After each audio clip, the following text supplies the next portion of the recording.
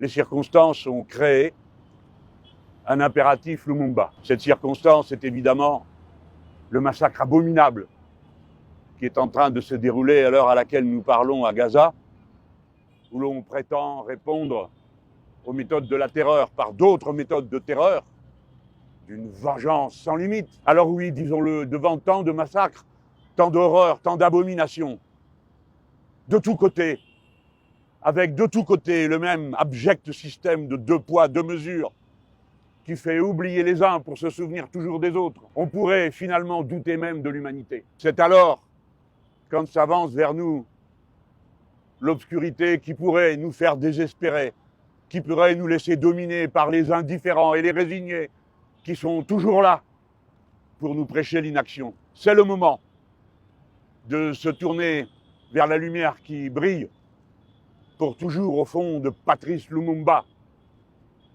comme le peuple congolais, après tant d'années.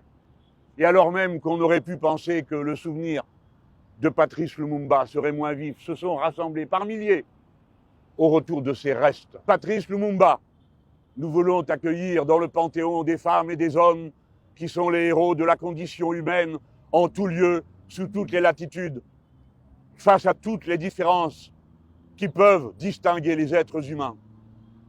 Lumumba, nous voulons faire nôtre les vertus et la vertu essentielle que tu nous as enseignées.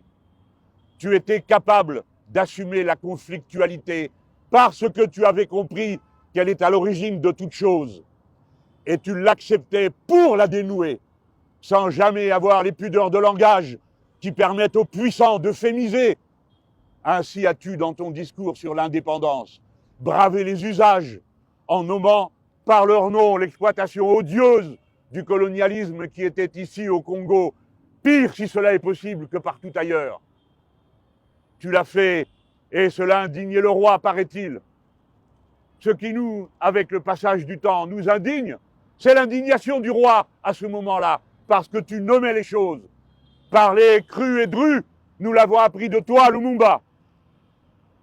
Et nous continuons à nous y tenir, parce que c'est la seule manière, en nommant les choses par leur nom, à la fois d'assumer la conflictualité et de la dénouer. Car on ne peut pas la dénouer si on ne l'assume pas, si on euphémise, si l'on emballe avec des rubans de mots les réalités atroces. Lumumba a sans cesse dans son discours fait référence au combat collectif.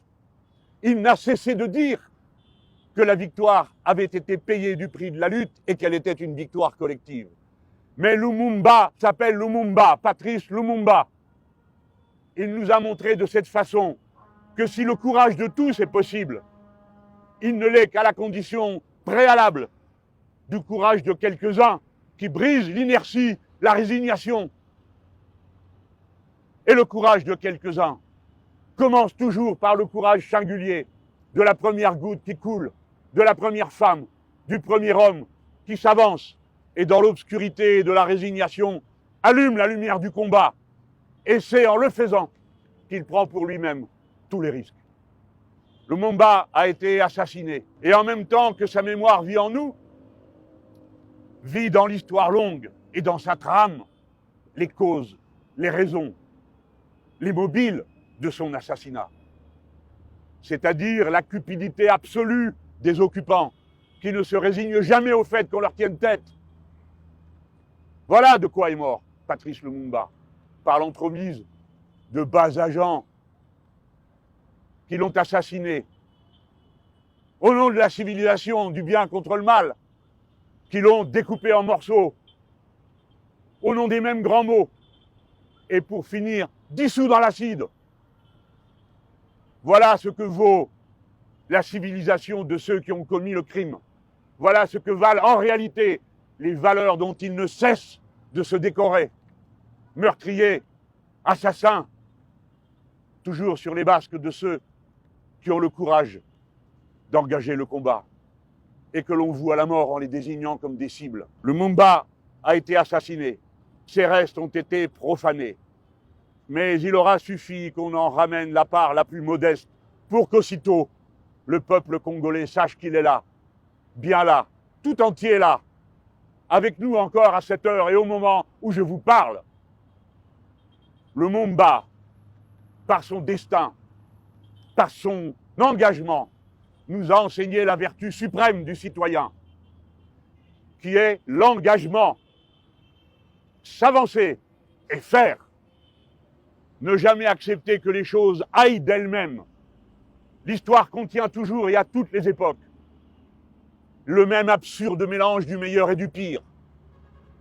Mais qui ne s'avance pas pour le meilleur perd le droit ensuite de se plaindre du pire et se trouve désarmé devant lui pour le combattre, s'il a laissé les partisans du meilleur mener seuls le combat. Voilà la plus grande des leçons. Voici celle qu'il nous faut enseigner, comme il nous l'a demandé en commençant son discours le jour de l'indépendance, où il nous a demandé d'enseigner la gloire du combat pour la liberté qu'il avait mené, et il nous avait demandé de le faire à nos enfants et à nos petits-enfants. C'est cette tâche que j'accomplis pour les Français, pour les insoumis devant vous. Je voudrais enseigner la vertu de Lumumba, l'engagement. Jeunes gens qui m'écoutez, c'est votre tâche et votre devoir de faire le choix de vous engager pour le bien de votre pays, mais pour la communauté dont vous faites partie, laquelle? Le peuple humain, à l'heure où les plus grands dangers s'accumulent pour lui. Jeunes gens, imitez l'audace de Patrice Lumumba, avec vos mots, avec vos méthodes, avec vos chants, avec vos dessins, avec vos bulletins de vote.